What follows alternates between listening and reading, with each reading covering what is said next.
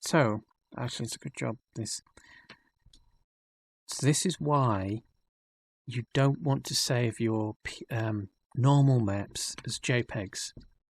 So this is a good example, even though this is completely, it's not, this isn't a normal map. It's not going to be used as a normal map, blah, blah, blah, blah.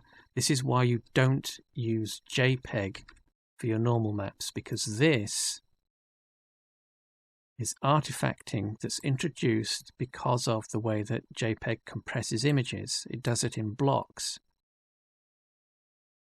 And these, if they're in a normal map, get interpreted as normalized data, which then causes problems within the normal map. So it can introduce issues into your normal map because, let's say for the sake of argument, these darker colors or the darker gray would be a darker blue, which is seen as structure, basically. Same with the lighter tones, that would be seen as structure. So what that looks like, so this little section here, so if we're looking at our normal map in profile, so if it was all blue, all one color, it would be flat.